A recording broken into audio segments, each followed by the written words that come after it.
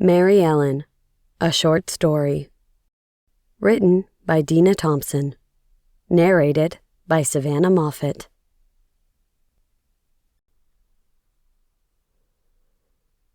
Part 1. Mary Ellen Comes Home.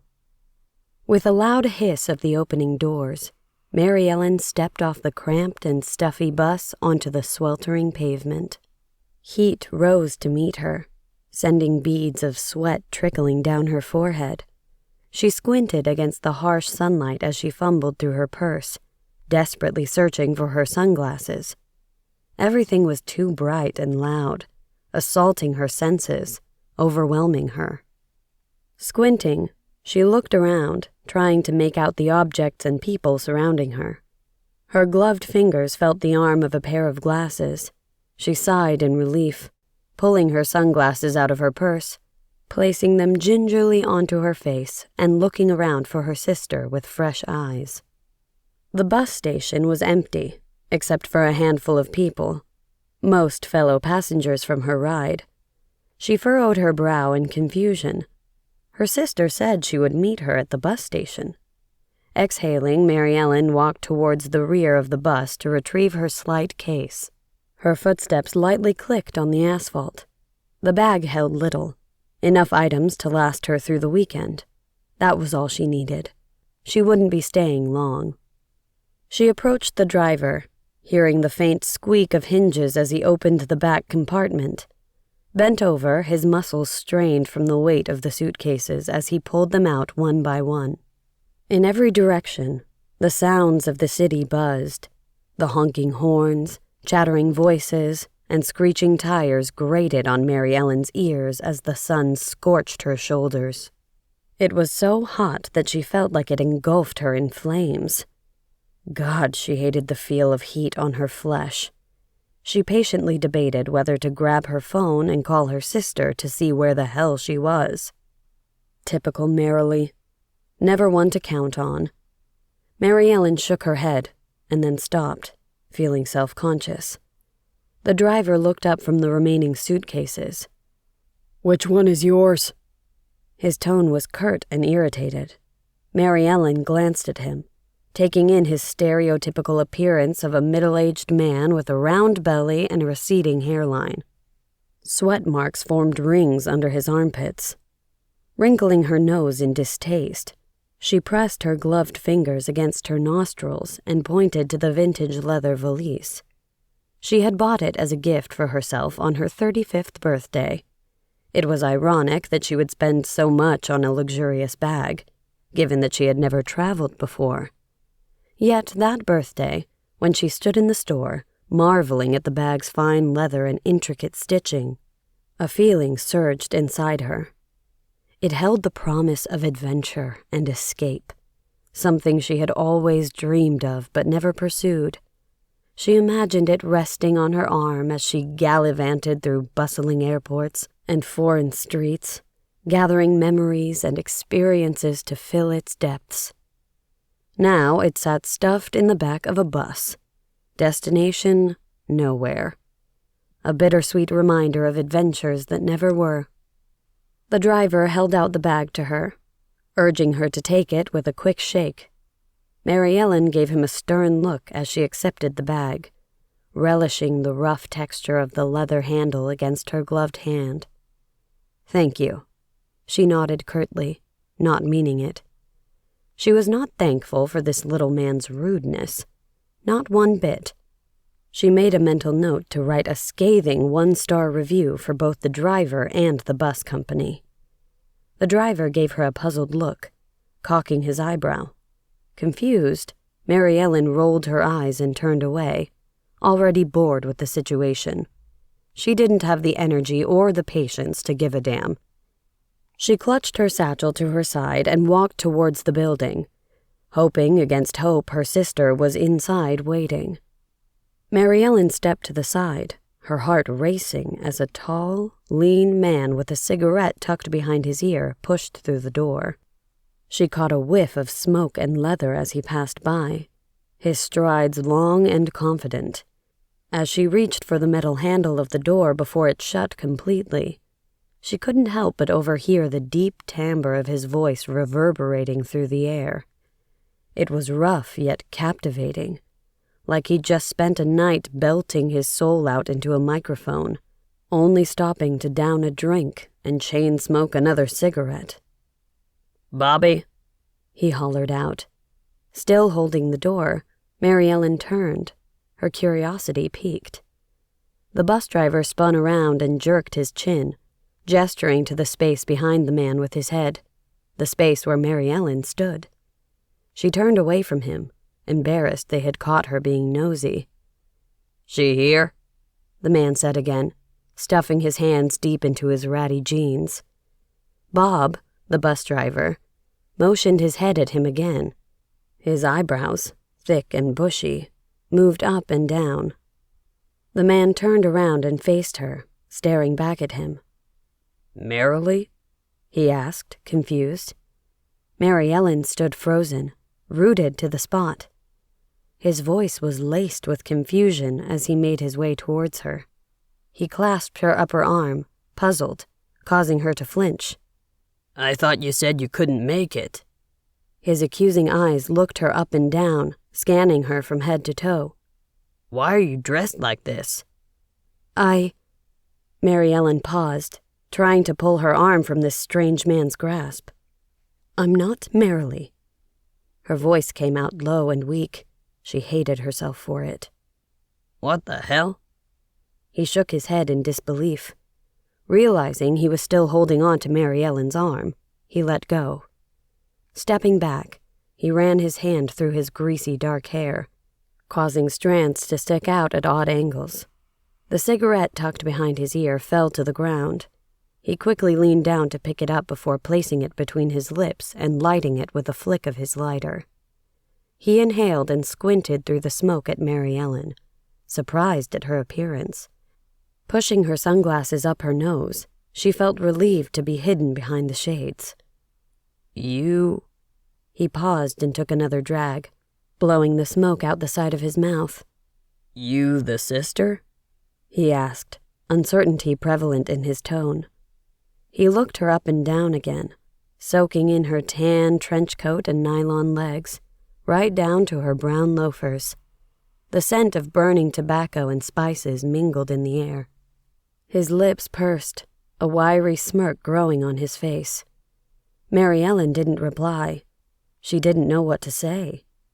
Who was this strange man before her, blowing smoke into her face?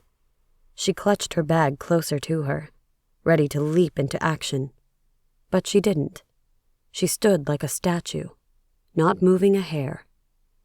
Unable to look away, he shifted his weight from one foot to the other, trying to decide if she was a prize pony or a mule in disguise.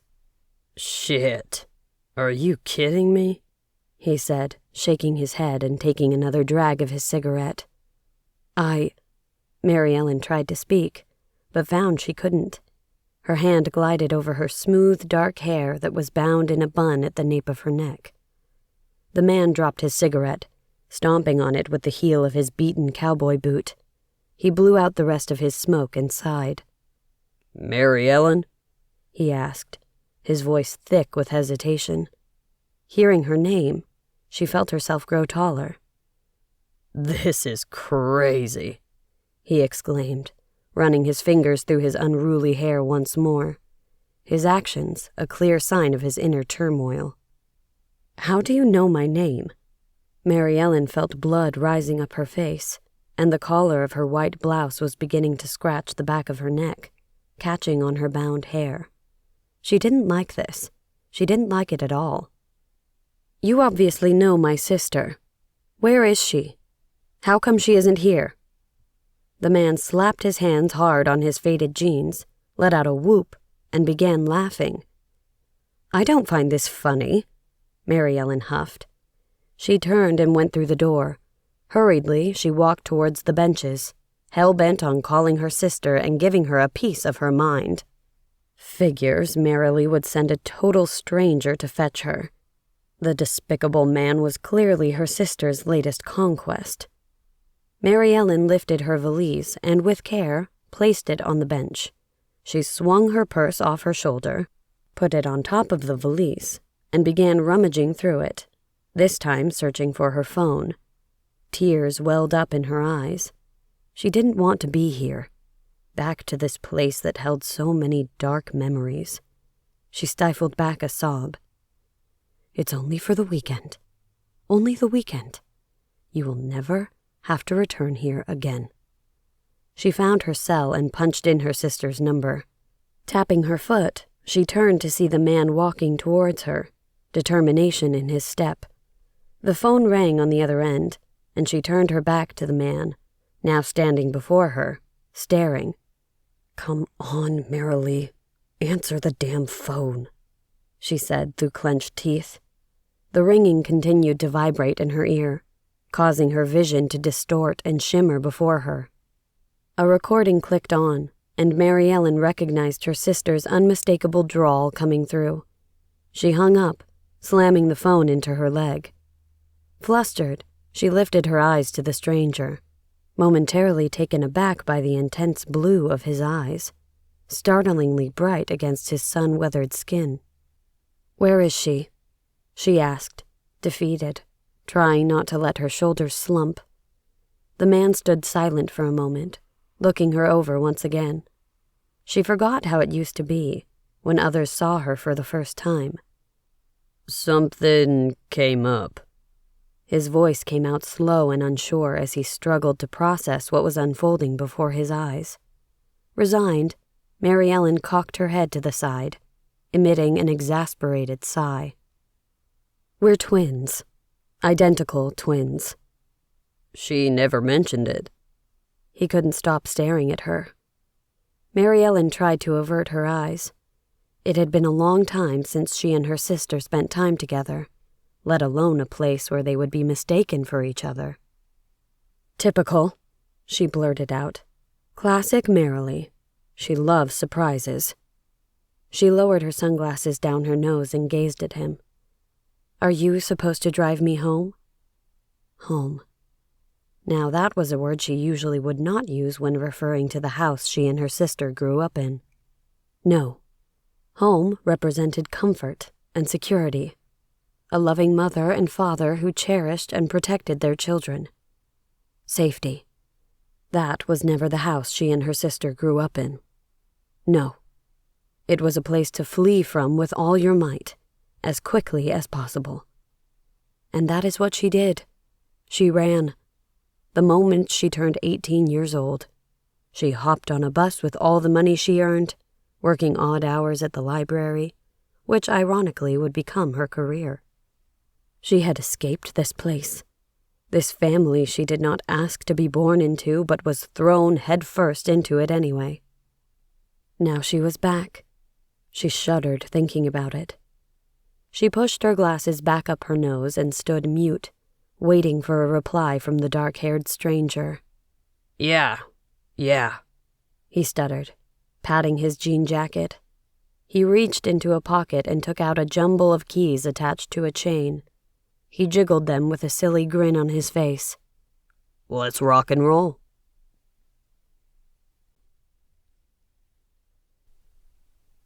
Part 2. Welcome back, Mary Ellen. Mary Ellen followed the man in filthy jeans out of the bus stop and back out into the day's bright sunshine. She held her valise, clutching it in both hands and knocking her knees against it as she walked. He turned to her, scratching his ear as he watched her struggle with the case.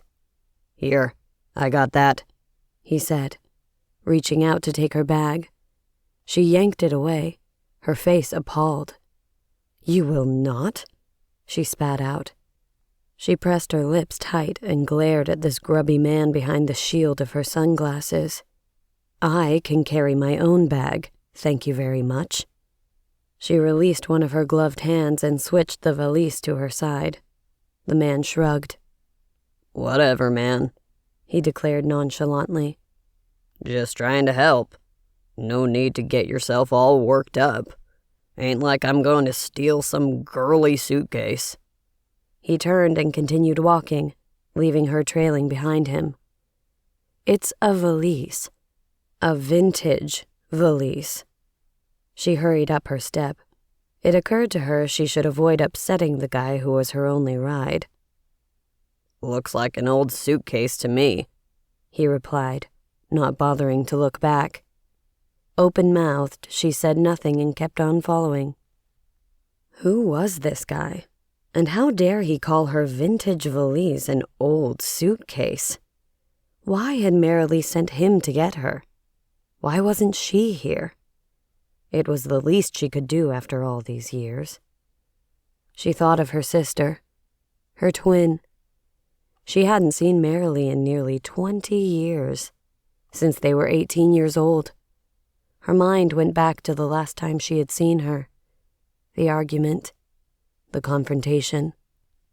She blinked, trying to forget the memory of her sister yelling at her as she walked out the door. A beaten-up gym bag slung over her shoulder. The snow had fallen, covering the ground in sheets of untouched white, glittering like frozen crystals. "You can't leave me, Mary Ellen. You can't leave me alone with only him," Merrily had begged after her. She had hung out the door, her long dark hair hanging limp in her face, clutching the rim as though it were a floating device, able to save her from drowning. Mary Ellen hadn't even bothered to turn around. She had kept walking as fast as she could, Merrily's pleas ringing in her ears. "What is your name?" she blurted out. The man paused, his shoulders perking up. Mary Ellen noticed that he had pulled up the collar of his jean jacket around his ears, something the kids used to do, back in the day, to look cool. How old was this guy? 12? He cocked his head slightly. His dark hair fell across his forehead, one curled lock landing just above his right eye. Her heart squeezed. Those eyes, a translucent blue. She thought of a wolf coming out of the forest, eyes centered on its prey. For a moment, she felt her breath escape her. Was she attracted to him? Ew, gross. She shuddered. She needed to get out more. When was the last time she had been with a man? Too long, apparently. "Randy, Mary Ellen," he snorted. He turned and continued to walk toward the parking lot. She wrinkled her brow. What was with the attitude? Randy. Typical. He looked like a Randy. She exhaled through her nose and continued to trudge behind him. They stopped at a rusty white 1990 Chevrolet Silverado. Taking the keys he still had in his hands, Randy opened up the front door and climbed into the driver's side. He reached over to the passenger seat and manually clicked open the lock. Mary Ellen stood glued to the spot. This guy was a stranger.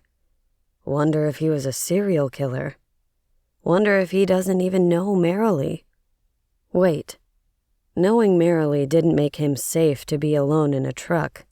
She wasn't exactly an expert judge of character. Wonder if they crashed. Randy shut the driver's side door and unwound the window.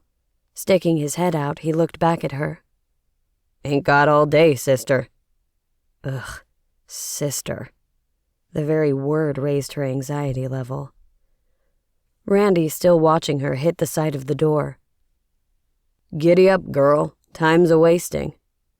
His eyes softened, and for a moment she swore there was something familiar about him.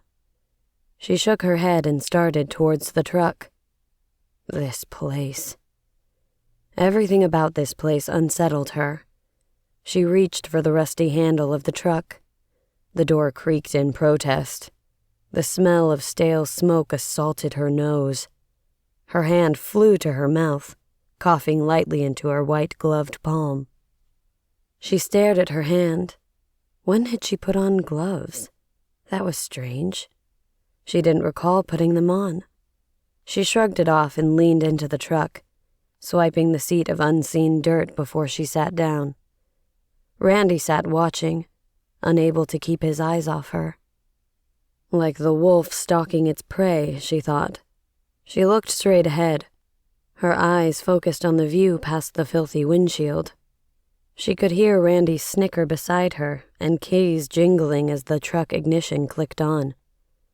The engine roared into action. She sat stiff, unmoving, her back ramrod straight as she clasped the handle of her bag with gloved hands.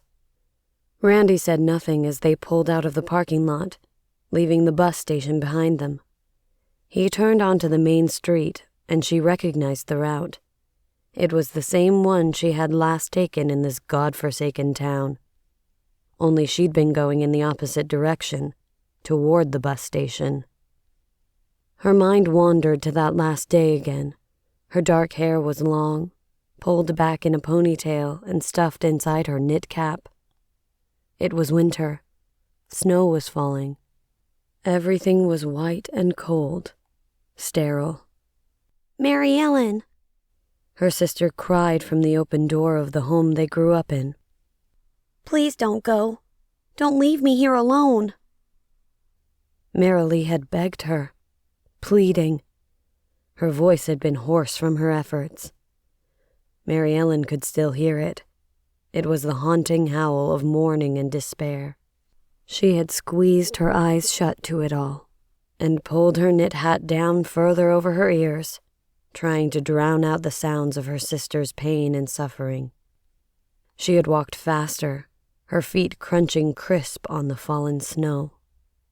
Each step she had taken pressed into the hard crust, stamping a frozen path of her departure on the ground, solidifying her escape. She'd never looked back, until now. She glanced at Randy. He was tapping his fingers lightly on the worn leather steering wheel, humming along to a miserable country song playing low on the old radio. She recognized it. It was an oldie.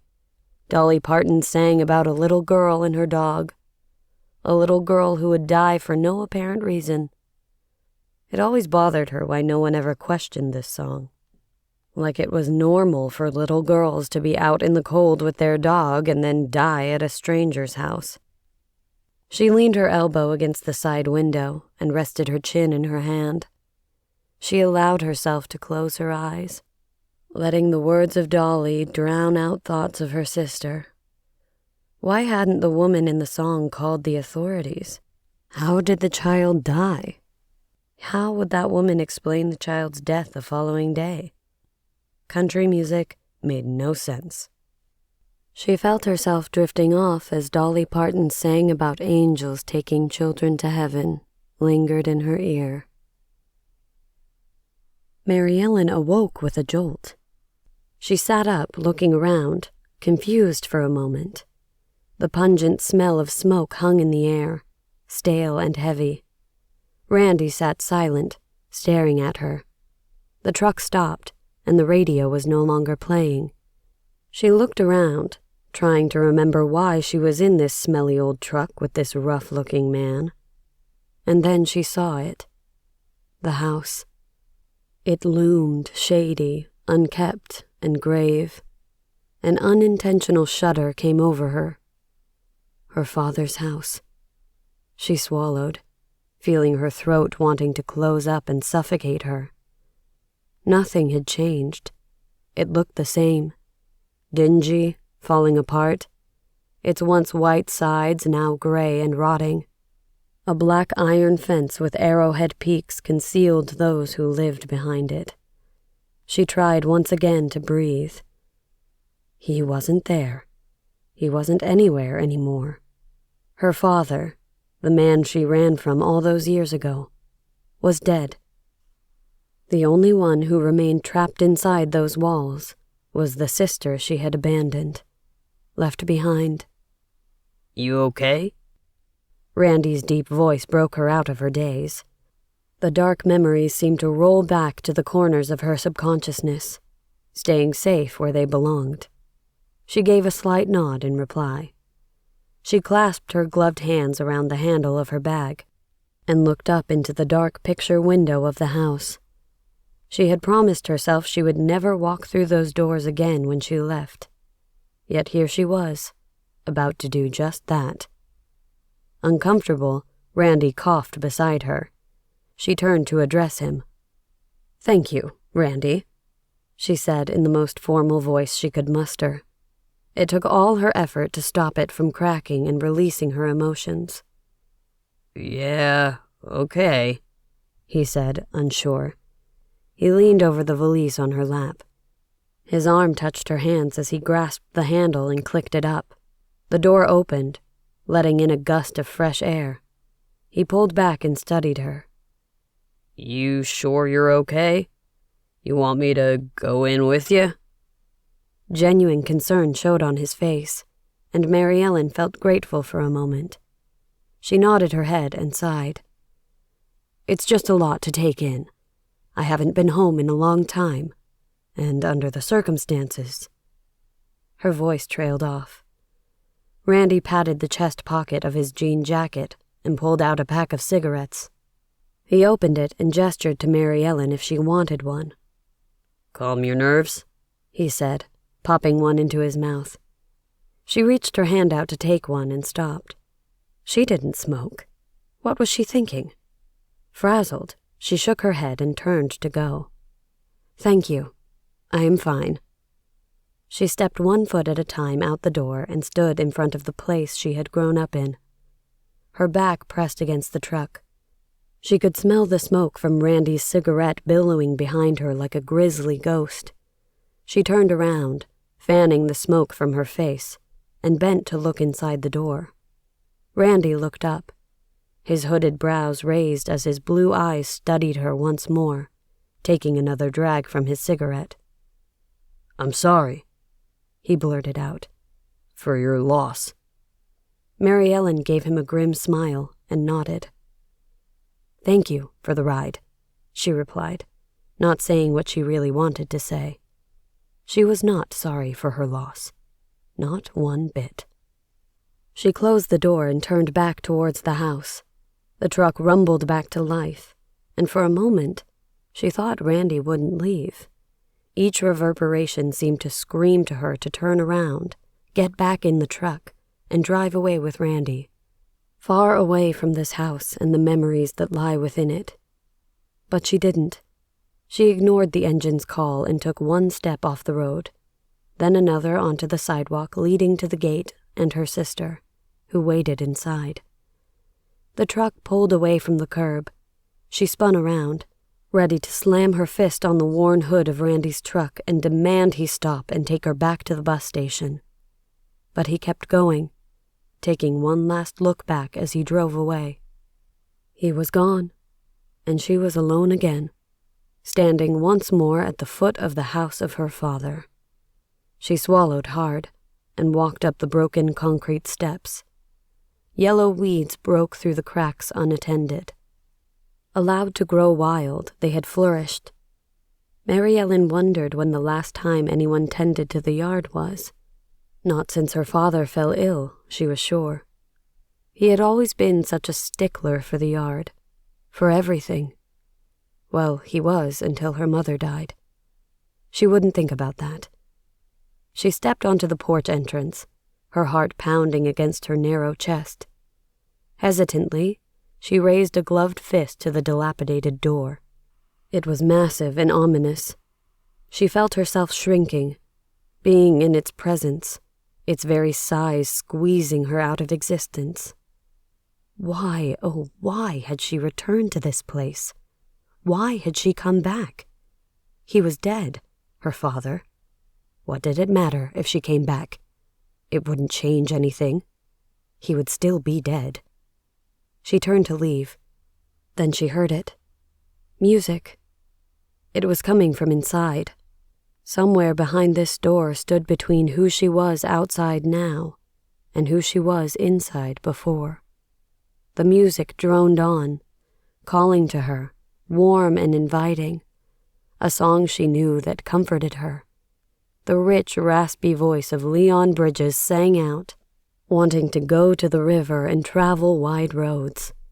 Her hand reached for the door handle, carried along by the musical voice calling out, "I wanna go, wanna go, wanna go." She turned the handle and walked in.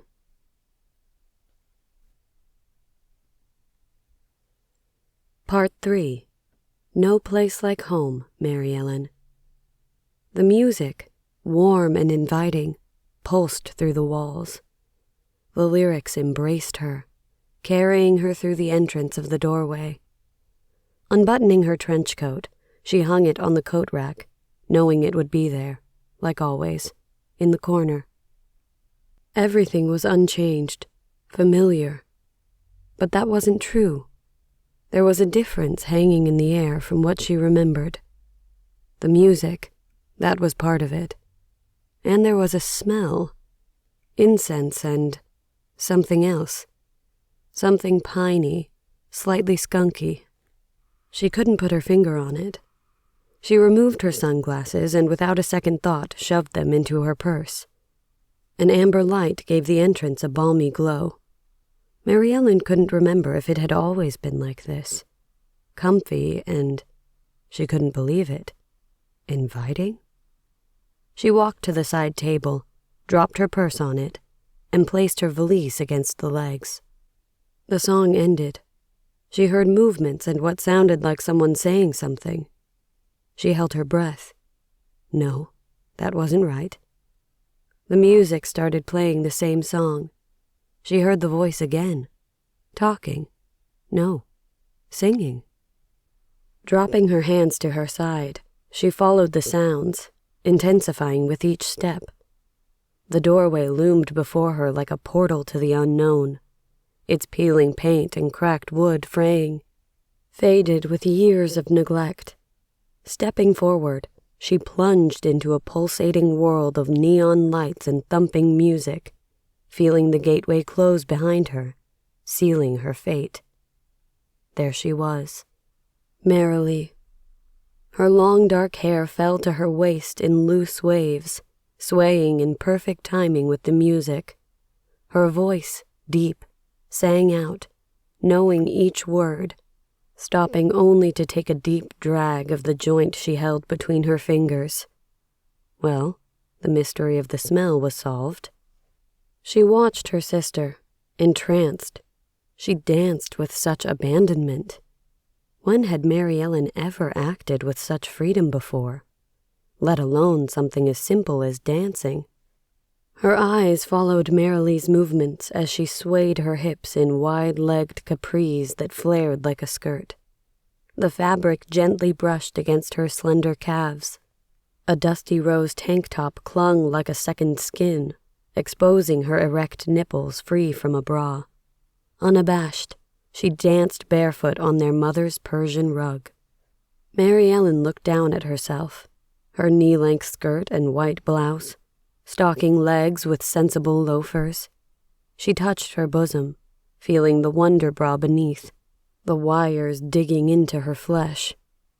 She watched as her sister danced, feeling envious and not understanding why. Merrily twirled on her toes. Tangy smoke from the nearby fire danced and curled around her, creating an otherworldly aura like that of a mystical imp. Her voice rang out clear and beautiful. But there's blood on my hands, and my lips are unclean. Silence. The music faded into the background as their eyes locked, anchoring each other into reality. Mary Ellen didn't breathe. Staring, she could hear the fire crackling and spitting embers in the background. Mary Ellen? Goosebumps prickled up her arms. It was her voice coming from her sister's mouth, her twin.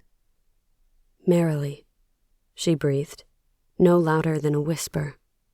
Merrily's eyes widened. With what? Joy? Anger? Disbelief? Her sister ran to her, wrapping her arms around her neck.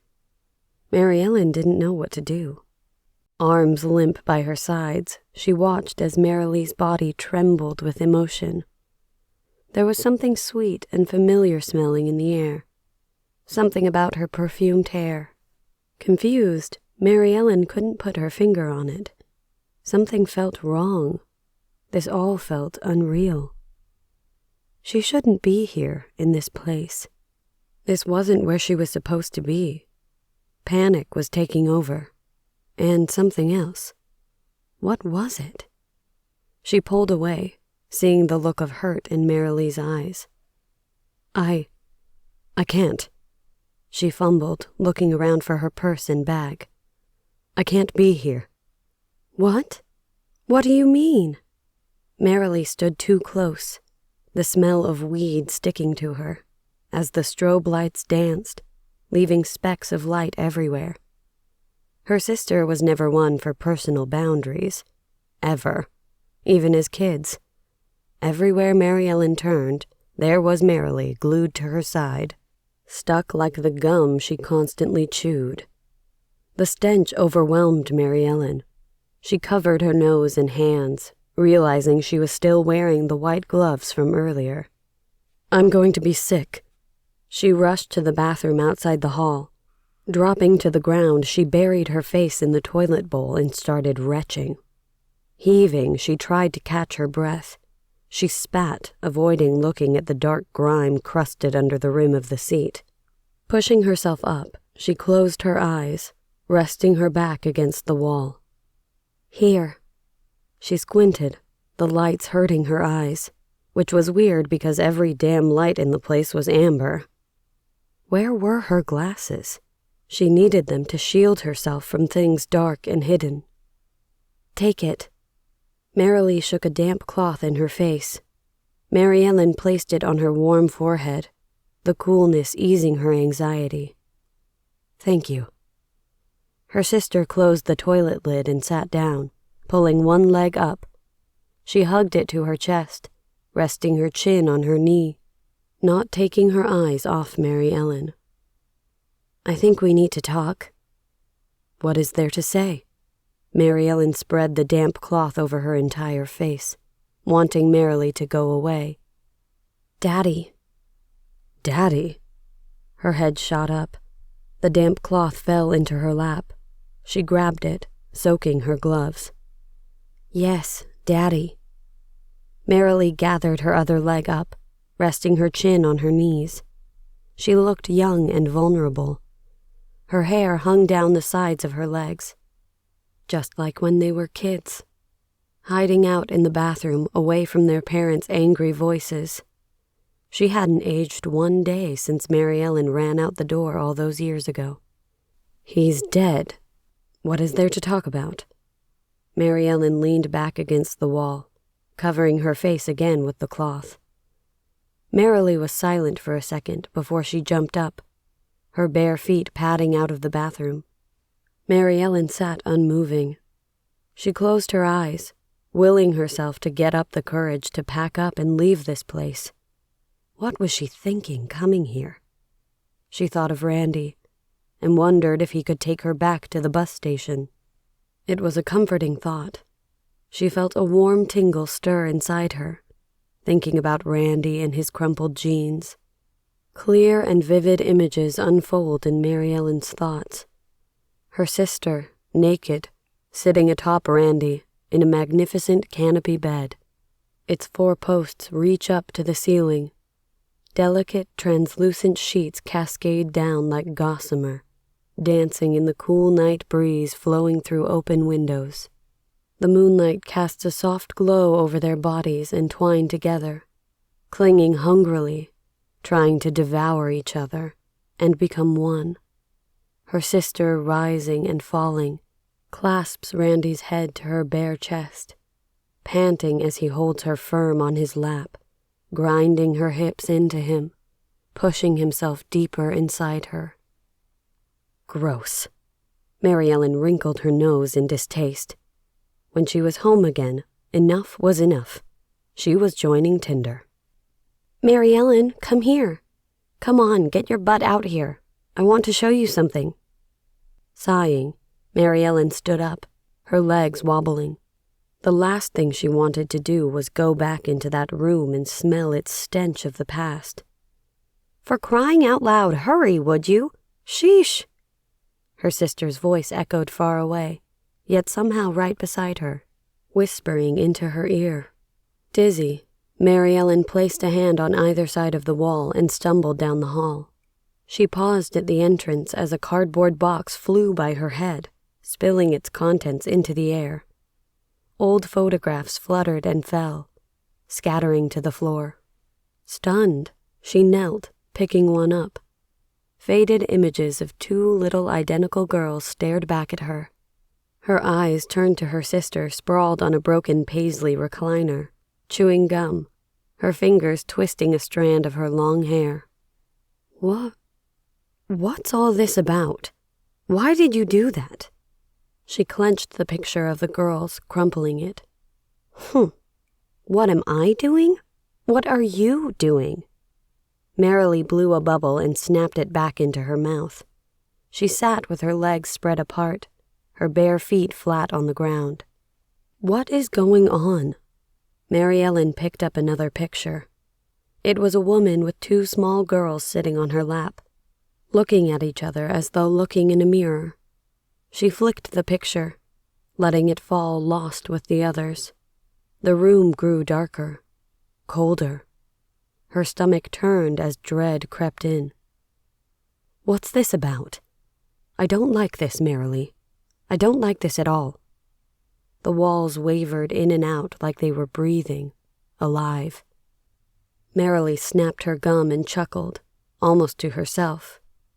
Well, the prodigal daughter has come home and doesn't like what is happening. Typical. Her fingers twisted tight in her hair. She leaned over the sagging arm of the chair. Do you know, Mary Ellen? Do you know what you left me with? Do you know what our father was like near the end? Do you? Mary Ellen's nostrils flared upon hearing his name. It took everything for her to not storm out the door, slamming it shut in her sister's face. Stop twirling with your hair. I hate it when you twirl your hair. A laugh deep inside Merrily's gut rumbled out, slow and menacing.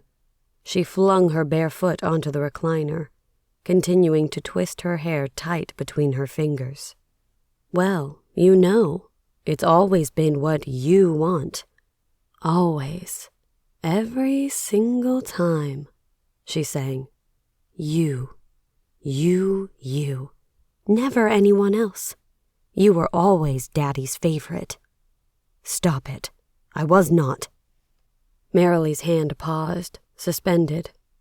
Yes, you were. Lights flickered in the corners of Mary Ellen's eyes. Tiny, dull blinks of brightness. Clickety-click, clickety-clicking. Her vision wavered in and out with the lights. Heat rose to her face with each click. Her father's favorite? Clickety-click, clickety-click. Stop it, Merrily. I mean it. What the hell is going on here? You know, I didn't have to come. Oh, you didn't. You didn't have to come to our father's funeral. You didn't have to come when he lay dying in bed, calling out your name. Yours only. Merrily leaned over the chair, her fingers digging into the dark paisley fabric. Why are you here, Mary Ellen? It's not because of the funeral, because that was over 2 days ago, and you weren't there. Mary Ellen stared, stunned, trying to ignore the lights clicking, growing brighter and louder in her head. She didn't understand. The funeral wasn't 2 days ago. It was tomorrow. That is why she was here, why she came back. The only reason that would ever bring her back here to this house, with all its memories still haunting the halls. Is this some kind of joke? Did you do this to get some kind of sick revenge because you stayed with that monster you call our father? He is our father. Merrily's voice was dull and blunt. Mary Ellen seized the sides of her head, squeezing her eyes tight. No, he is not. He stopped being my father a long time ago. The clicking stopped. What do you mean? Merrily snapped, ready to pounce, but something stopped her. A calmness came over her as she leaned back. Interesting how we see things. She curled up like a cat and snuggled in the folds of the chair. What the hell are you talking about? I'm losing my patience. You know exactly what it means, she purred, resuming twirling her hair. Mary Ellen swallowed. The lights were calm, quiet, the clicking gone, for now. When our mother died? It was out, the one thing she hated to think of, her mother's death. Merrily huffed and smacked her gum. She blew a bubble and smacked it again, knowing it would irritate Mary Ellen to no end. The fire crackled in the far corner, hissing and spitting red coals. Of course, Merrily hadn't bothered to put a gate across it to prevent the entire house from burning down. Then again, Mary Ellen thought, maybe that would be a blessing. Burn this hellhole to the ground. Nothing was in it she wanted to remember. Not one damn thing. I think I better leave, Mary Ellen said, not looking at her sister. She picked up a couple pictures and let them drop from her hands as she stood to go. I wouldn't do that. Merrily's voice was soft, void of emotion. Mary Ellen couldn't help it. She paused and turned around. Was that a threat she heard in her sister's voice? Why? What are you going to do? We need to talk. I don't want to talk. Mary Ellen cocked her eyebrow, annoyed. Enough was enough. She was done with this nonsense, pushed too far. But we need to talk, and you know it, Mary Ellen. You know we need this to stop. We need all of this to stop. Flabbergasted, she turned to her sister, still seated in the broken recliner, her fingers still tangled in her damn hair. What are you talking about? I haven't been home in nearly 2 decades. What do we have to stop? You know what? No, I don't. I really, really don't. Honestly, you need to cut back on the weed. Mary Ellen sighed. Look at you over there, twisting your hair like a child, laying back like you just don't care. You are just like... Who? Merrily interrupted. Who am I just like? You? Is that what you are going to say? Am I just like you? Pain spread across Mary Ellen's forehead, rolling around like some dark snake twisting inside her brain. The clicking lights started flashing in and out again.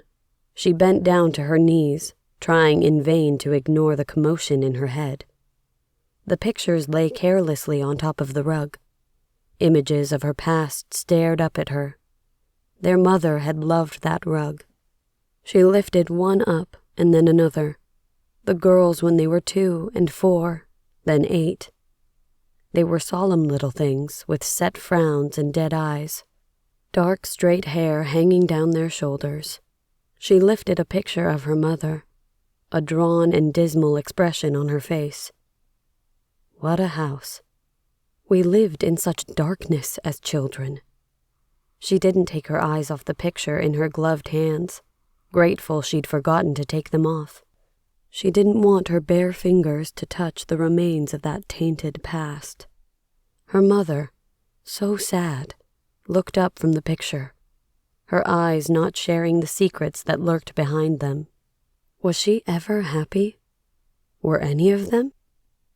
No sound came from the chair. The fireplace snapped again, but this time it didn't startle her. She picked up another picture of a man. He stood beside her mother, looming larger than life.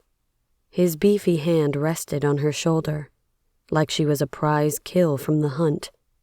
Mary Ellen shivered. I didn't come because I needed to forget the place. The horrors that went on in this house. She paused, still not looking up. You mean after Mother died? Merrily stood up to stand beside the fire. She placed her hands close to the flames. She didn't die. She was killed. Mary Ellen tossed the picture aside like it burnt her flesh. Well, technically, yes, in the accident. Merrily lowered her hands closer to the flickering flames. "Are you serious?" Mary Ellen snapped. Her sister spat her gum into the fire. It let off a ping and hiss as it hit a log and fell into the flames. "See, this is what we needed to talk about." "There is nothing to talk about, Merrily. Our mother was killed. Murdered." Mary Ellen watched her sister warming her hands. She rubbed her own together, feeling chilled. "Be careful. You are too close to the flames." Merrily cocked her head, exasperated. She huffed in disbelief, not moving from the fire. "Seriously, you really are something. Where do you get these ideas?" Mary Ellen wanted to stand, but couldn't make her legs obey. It was always the same with her sister. She closed herself off from the world and refused to see what was in front of her. "What do you think happened then?" The air was becoming dense and suffocating again, constricting around Mary Ellen's throat like an invisible hand holding her back from speaking. Inside her head, a chant had begun. "Hush now, hush now, hush, hush." She grasped her ears, trying to force the voices to stop. She should never have come home. The lights were back, along with the clickety-click, clickety-click, and the hush now, hush now, hush, hush. He killed her. She rocked back and forth, the images on the ground moving in and out. He killed her, and he nearly killed us. He nearly killed us. He nearly killed... She paused and remembered. No, he nearly killed her.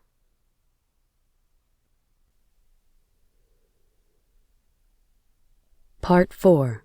Sisters are two of a kind. Merrily stood unmoving by the open fireplace.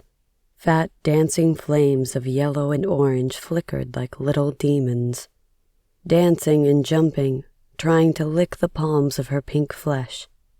Merrily, silent, she stood rooted, her hand still suspended above the flames. The ugly fingers of anxiety crawled up Mary Ellen's chest and around her neck. "You are too close. Take your hand out of the flames." Ignoring her, Merrily stretched her hand farther into the flames. Jumping into action, Mary Ellen yanked her sister's hand out of the fireplace. Merrily cried out as Mary Ellen grasped her wrist, exposing the flesh of her red, blistering palm. "Damn it! What were you thinking?" She looked around the darkened room for something to wrap the burnt hand in. "We need to put something on this." She said nothing. "Why did you do this?" Nothing. Not even a blink of recognition. Mary Ellen turned from her sister's eyes. They were dull, flat, like she wasn't real, but a faded painting or an old snapshot photograph. She tisked. "Should be a first aid in the bathroom cabinet. I will be right back." The walls elongated the moment her foot touched down on the hall floor. She looked over her shoulder, but her sister was still there, staring into nothing. Trying to ignore the anxiety building up, Mary Ellen turned back into the hallway. The feeling of dizziness wrapped itself around her like an old blanket. She pressed a hand against the side of the wall, avoiding touching the pictures framed against the torn wallpaper. Faces from the past looked back at her, staring her down with an accusing look. She stumbled forward and into the bathroom, where the medicine cabinet waited. She found the first aid kit nestled behind several medicine bottles. Each one had her sister's name and unpronounceable words written on them. Questions flooded her mind, but she shoved them aside. That was a problem for another day. Her sister's hand needed tending. She turned to go and paused, her mind racing through the images of the words across those pill bottles. Maybe she should take one. She shook her head.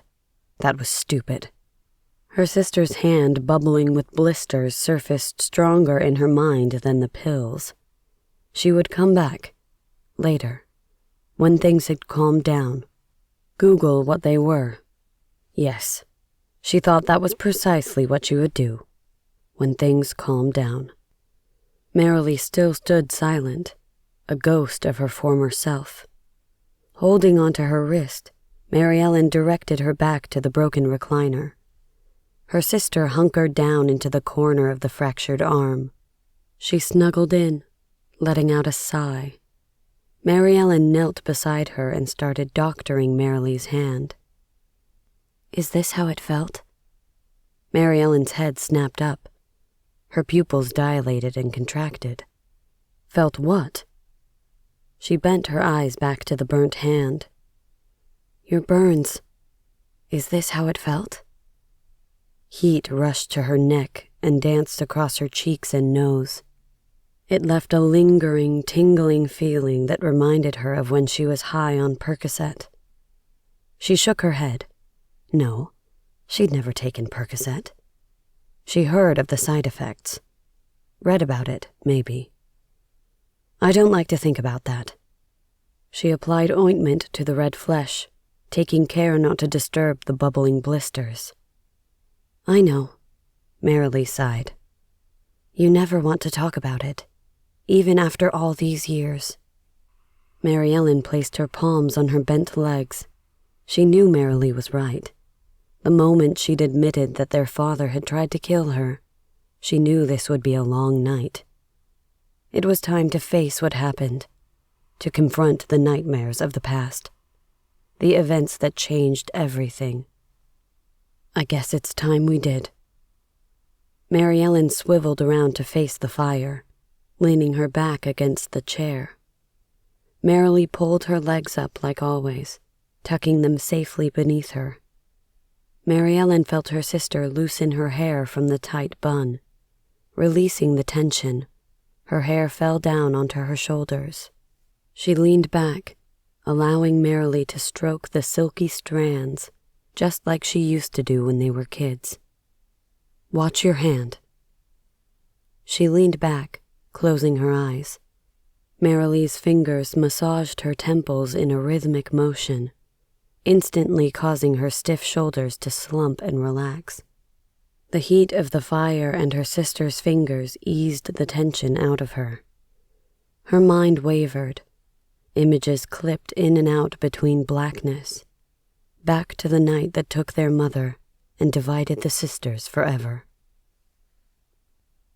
It was a cold winter night, and their father was again in one of his rages, breaking things and yelling.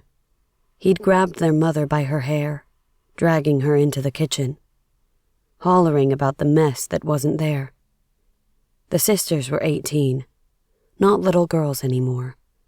They knew that this behavior was wrong and that their mother was a battered woman. They recognized that they too were victims. But what were their options?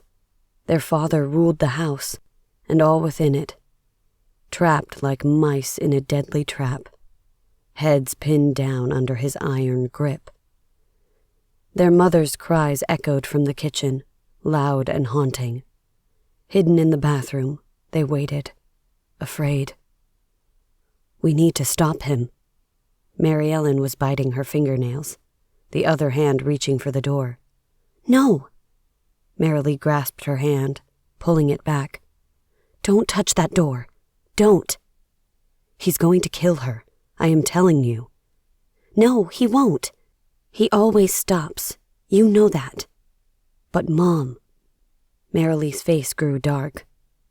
Mom is the reason we are here. She is why we live this way, day in and day out. She's a victim, like us, Mary Ellen decided. She reached for the door. Merrily gripped her hand harder, her eyes reflecting Mary Ellen's own fear back to her, wide and terrified. I don't want you to go out there. I have a bad feeling. Their father's voice grew louder. There was a bang and crash, like someone toppling into furniture. I have to stop him. Mary Ellen pulled away from her sister and ran out of the bathroom door. Merrily's pleads trailing behind her. Her mother lay unmoving on the ground, Blood trickled from a head wound, pooling red like a halo on the tiled floor. "Mama!" Mary Ellen ran to her, collapsing by her side. Her hands ran over her mother's body, searching for signs she was still breathing. She was alive. Thank God. Mary Ellen placed her head down on her mother's ribcage, listening to the rumbling in her chest as she breathed. "We have to get you out of here, Mama. We have to. He is going to kill you this time if we don't." She felt her mother's bruised hand rest on her head. She closed her eyes, allowing the tears to well up. What was she going to do? How was she going to get them all out of here? Bolting up, she looked around the bright room. Her eyes squinted. She hated how bright each room was, exposing all the ugliness that was their home. It made her feel like they were all insects under a giant magnifying glass. Disgusting little creatures, ready to be seared out of existence. Where had he gone? She looked around frantically. He'd be back. He always came back. When he was in these rages, it wouldn't end until all felt the sting of his blows. "Mama, we need to go. We need to go now." "Mary Ellen," she said through bloodied teeth. "Run. You and your sister. Run." She grasped Mary Ellen's arm, leaving bloody fingerprints on her white blouse. "We aren't leaving, Mama. Not without you." Merrily came tiptoeing into the kitchen, looking around frightened. Rage welled up inside Mary Ellen, pooling deep like an inky black well upon seeing her twin sneaking around her own house. Who should ever be afraid of their own father like this? "Psst." She signaled for Merrily to come help her. She bent, looking at her mother, and then at Mary Ellen. "We have to get her to the hospital. We have to leave here, now." "No, I can't." Merrily shook her head, frantic, from side to side. "I can't. I'm afraid." Mary Ellen placed her palm against her sister's upper arm. "We're all afraid, but Mama needs us." Merrily stared at their mother. Her face was battered black and blue, a pillow of blood beneath her head. Her eyes were no longer open. She touched her hair, matted and sticky. She pulled her hand away. Mary Ellen lifted her mother up by one arm, placing it limp around her neck. "Grab her other arm and help me," she said, struggling to get to her feet. Frightened, Merrily obeyed. "I'll drive," Mary Ellen said as they placed their mother into the back seat of the red Honda Civic. She didn't move as her sister got in beside her. Terror etched across Merrily's face as she looked at Mary Ellen for answers. "It's going to be okay. We are going to be okay." And then their father yanked open the back seat and pulled Merrily out by her hair. Mary Ellen screamed as her sister twisted, trying in vain to escape their father's grip. She watched, mortified, as he dragged Merrily out of the door and onto the ground, a fistful of her hair still clutched in his hands. "Dad, stop! You are hurting her!" Mary Ellen scrambled, trying to reach Merrily over the raised seat, but it was too late. Her father's face was now in hers, sweating, his eyes bulging. "You little bitch! What do you think you are doing? Get the hell out of my car!" Terror, thick and syrupy, saturated the vehicle. In a frenzy, she glanced around, unsure of what actions to take. Her mother lay unconscious, pressed against the corner of the back seat. Blood oozed from the wound in her head.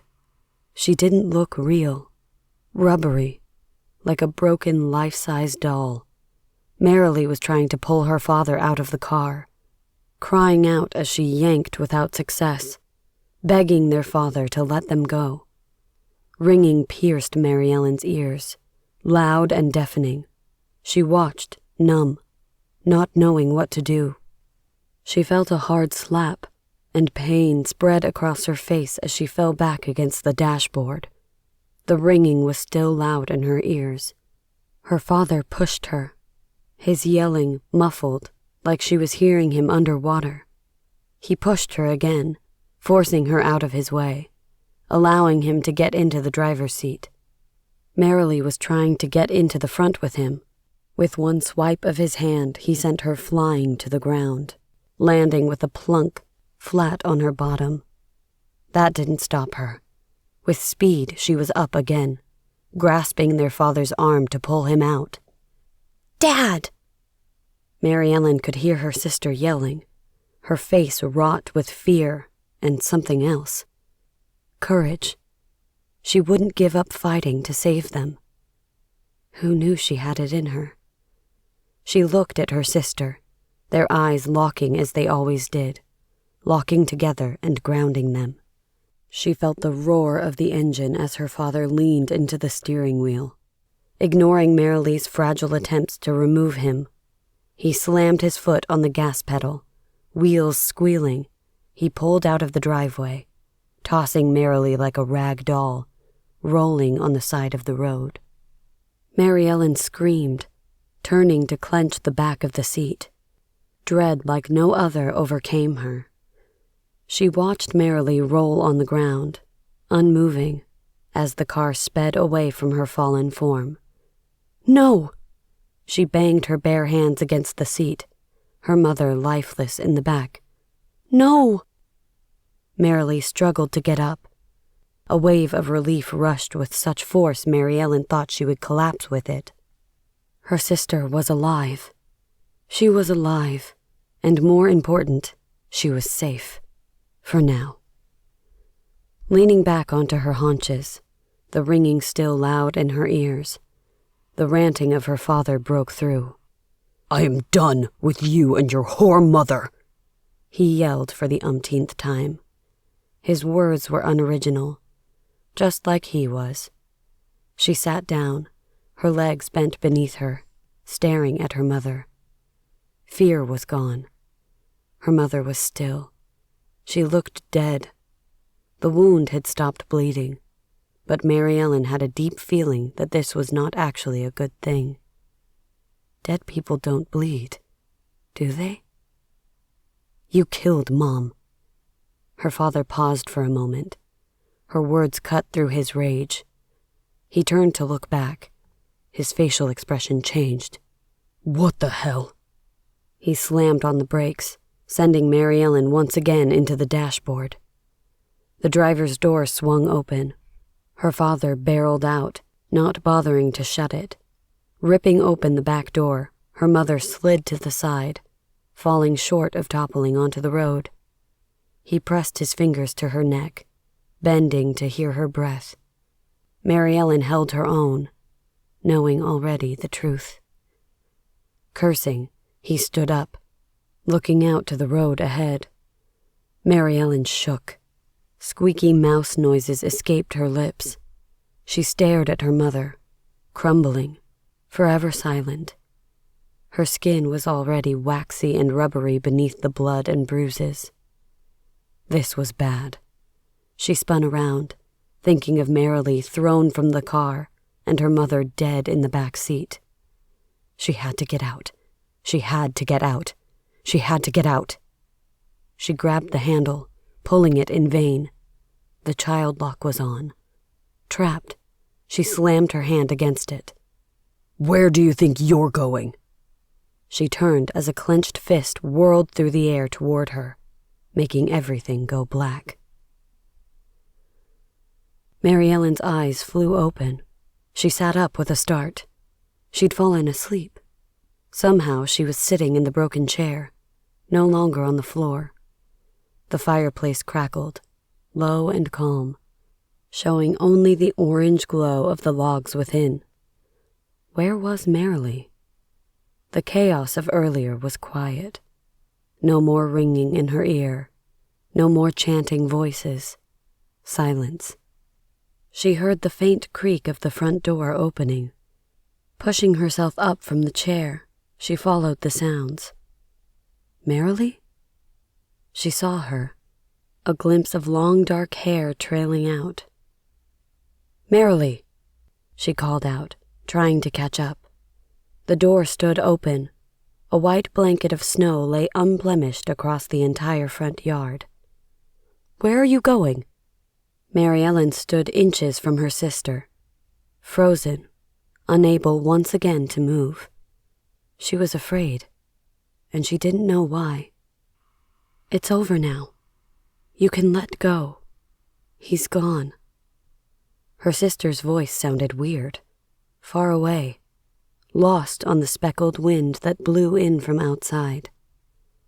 "It's my turn now, Mary Ellen. It's my turn to escape this place." Her head tilted at a slight angle, giving Mary Ellen a last look, then turned and walked out the door.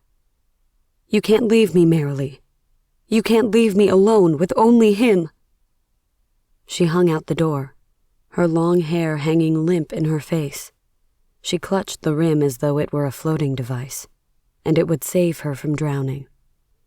Merrily stopped, tucking her hair under a knit cap. "You are safe now." She turned and walked away, leaving Mary Ellen gaped-mouthed, abandoned in the doorway. She was still there, unable to move, when the rusty white 1990 Chevrolet Silverado pulled up to the curb. The driver's door creaked open, and Randy stepped out, a stack of papers held firm in one hand to his chest. He kicked the door closed with the toe of his boot, pulling the collar of his jean jacket up with his free hand. He walked around to the front and stopped. "Merrily?" He ran down the path and up the stairs, not taking care of the snow covering the steps. Grasping Mary Ellen by the arm, he pulled her into the warmth of the entrance. "She's gone." Mary Ellen spoke no louder than a whisper. "She left me." Randy placed the papers down on a bench and stripped his jacket off, wrapping it around her shivering shoulders. "Baby, come on. I know this has been hard on you. Let's get inside." Mary Ellen snapped her head up. "Baby?" "Merrily is gone," she stuttered. "I need to show you something." Randy picked back up the papers, holding them to his chest. Mary Ellen blinked, his words not registering. "Did you not hear me? Merrily is gone." His hand touched her shoulder, light as a feather, gentle, afraid to break her. She looked at him, framed against the open door. Why was he here? It had been hours since he'd dropped her off. It made no sense. She shrugged. She had no clue what her sister's relationship with this man was. "One condition." Her eyes locked onto his. "Help me find Merrily. Tonight." His hand fell from her shoulder. "We should sit down." "I don't want to shut the door, in case Merrily comes back." Her head motioned toward the papers still held to his chest. "You can show me those here." "Man, you fight me on everything." He ran his hand through his dark hair. It was cleaner than she remembered it earlier. His clothes were fresh too. "You are going to want to be sitting down to see this." "Oh, come on, Randy. The dramatics? Really?" Mary Ellen huffed, her hand resting on her cocked hip. "Isn't that a little girly for you?" "Damn, girl, you make nothing easy." He lifted the papers from his chest, revealing the images on the top page. It was a news article, downloaded from an online local news site from 18 years ago. Across the page, words jump out at her, alive. Her eyes skimmed it, trying to digest its content. Local family. Accident. Fire. One dead, one in critical condition. Cold sweat crept over her as her brow wrinkled up, confused. Randy's hands shook, reaching for a cigarette behind his ear. There was nothing there. "Do you see what it is saying?" Mary Ellen grabbed the paper, squeezing it between her gloved fingers. This is your big reveal? Old news. That was a long time ago. What does this have to do with anything? He turned to the next page. Her eyes once again scanned the sheet before her. Local man arrested. Murder. Attempted murder. Wife. Set the car on fire. Daughter, in critical condition with severe burns. Old news. She tossed the paper and began rubbing her gloved hands together over and over again. She looked over her shoulder towards the door, wanting to run away with Merrily. Randy coughed. Why are you bringing up the past? How did your father die? The ringing in her head began. She looked outside, away from Randy, flipping through more pages. You know how. The snow sparkles in the sun, clean, alive. Humor me. He pulls out another sheet. She pauses, confused. He knows. Why else would he be here? This is ridiculous. We are wasting time. He shoved another news article in her face. Local man Robert Twofold sentenced to death for the brutal murder of... No. Mary Ellen pushes the paper away. Sheets scatter and flutter to the ground, the words lost in the shuffle. Randy grasps her shoulders, forcing her to look at him. Listen to me. Listen to me. She strained her head away, the ringing and the bright lights clicking in the corner of her eyes again. Always clicking, always blinding. I need to find Merrily. I can't leave her alone. She's all alone. She's all alone. She has me, Randy said, hugging Mary Ellen tight to his chest.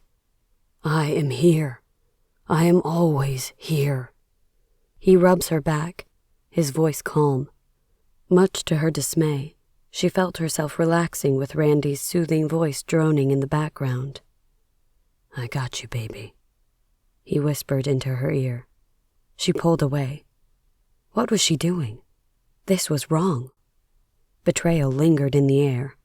The stench, putrid and meaty, left in the sun too long, was strong. Merrily, please. I am Mary Ellen. She pummeled him with closed fists, beating on his chest. He grasped her wrist as she struggled to break free. Mary Ellen is dead. She stopped, her wrists handcuffed in Randy's hand. You have lost your mind. Last month, they executed your father for the murder of both your mother and twin sister, Mary Ellen. Lies, lies. We have to find Merrily. Randy held steady, refusing to let go of his grip on her. Listen, please, oh God, please, Merrily. You need to listen to me and accept the truth. He beat your mother and sister, then set fire to the car, leaving them for dead. No! In her head, images of that night flickered in and out of her consciousness, but it wasn't right. They weren't her thoughts. Merrily lying on the ground, bleeding as their father drove away. Mary Ellen's terrified face glancing back out the window, their eyes locking together. I survived. Mary Ellen looked at her gloved hands, gloves she wore to cover up the burns from the fire. She touched the long white sleeves of her blouse, hiding the scars beneath. I have to go get her. She turned again towards the door, begging her sister to come back. Look at the snow, Merrily. Randy was holding her arms close to his chest now. His breath touched the side of her face. It didn't feel threatening. It felt hot and moist, urgent, like he belonged to her. Snow? She shook her head. Nothing made sense. He pulled her to the open door. The cold air whipped around them.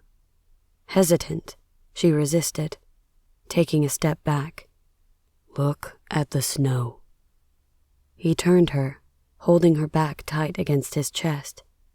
A lover's embrace. She could feel his heart beating beneath his shirt, rapid like a caged bird, flapping little wings, trying, in vain, to escape. Who? Her? "I don't know what you want me to see." She leaned into him, unable to stop herself. The need for his arms around her, protecting her, stronger than her urge to flee. "The footprints. Look at the footprints." She looked. One pair of footprints. There, in the white. A clear path leading up the stairs. Footprints stamped into the snow. Randy's footprints. A choked cry struggled to break from her throat. "No, I don't understand." Randy turned her to face him, raising her gloved hands.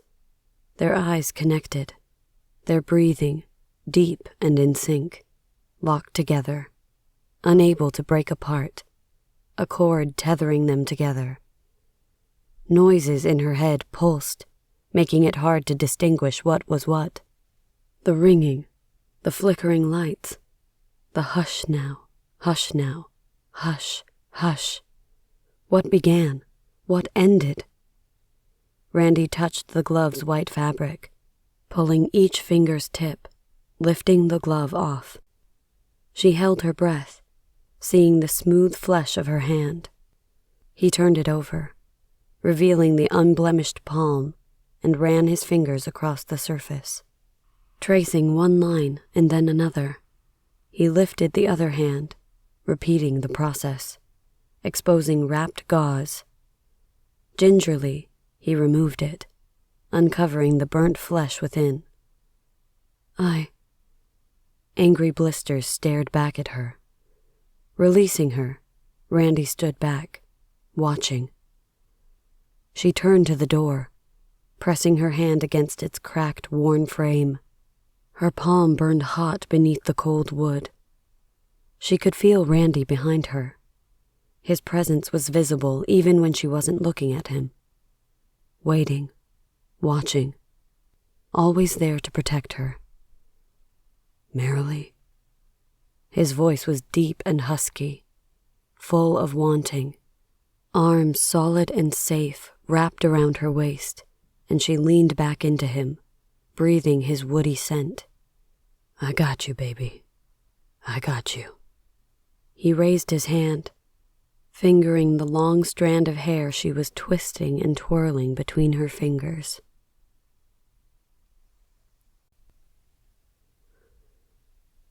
Epilogue. She stands naked like the day she was born, before the oval mirror. Randy lays tangled in the bedsheets, passed out cold in the other room, spent from a night of intense lovemaking. She picks up the sheer kimono wrap puddled at her feet, sliding the soft silky shift over her exposed flesh. The image in the mirror looks back at her. Long dark hair hangs down past her shoulders, her hand twisting a strand between nimble fingers. A brush rests on the edge of the sink, strands of hair twirled between its teeth. She picks it up, not looking away from the mirror, and brushes her hair with long, even strokes. Her sister used to brush her hair for her, sitting here in this room, their hideaway from the horrors that happened outside its doors. But that is over now, ended, lost in fire and death. Her sister is gone, her brave sister with plenty of spunk and determination. There, always to comfort her and keep her safe. She remembers it all now. Her mother, dead in the back seat. She thrown from the car like a slab of meat, scraped raw from the gravel of the road as she skidded and rolled. And her sister, eyes wide, driving farther and farther away until she couldn't see her or the car anymore. She laid there on the ground, bleeding and raw, watching her entire life disappear, not able to do anything about it. Then later, mute. Her sister burnt beyond recognition. Their own father set her on fire, alive. Their mother, dead. And then she died. Her twin. Her other half. The brave one. She tried to save them all, and in the process, they died. Burned up. Snuffed out. The brush clinks as she places it on the ledge. Long strands of hair spill over the sides and into the sink. She had never been brave. No, that was her sister's job. To protect her, like a shield. She would hover over her, never leaving her side, in her personal space, always there, until she wasn't. She presses her hand against the mirror. The pain of the burn is dull and yet stinging more than before. The nerves, alive for the first time in a long time.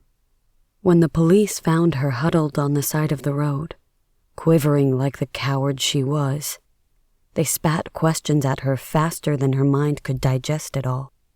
So she said nothing, silent, mute, until they brought her in, her poor sister, the brave one, the better one, the burnt one. She'd tried to speak, the skin of her neck cracking open charred and crispy. Being brave even at the end. She needed to be brave like her sister, strong like her sister, carefree like her sister, better like her sister. So, she became her.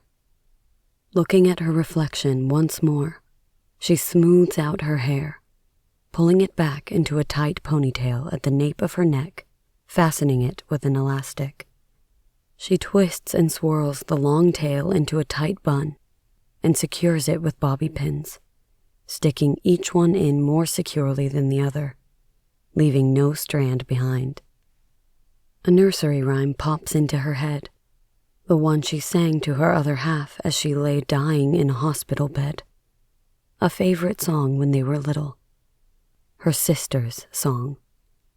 Humming, she looks at her reflection one more time. Satisfied, she turns, their childhood song trailing behind her.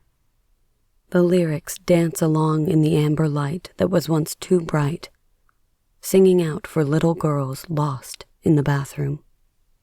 Row, row, row your boat gently down the stream.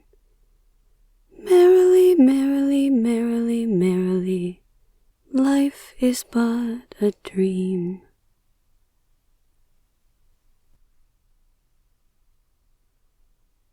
This has been Mary Ellen, a short story, written by Deena Thomson, narrated by Savannah Moffett. Copyright 2024 by Deena Thomson. Production copyright by Deena Thomson.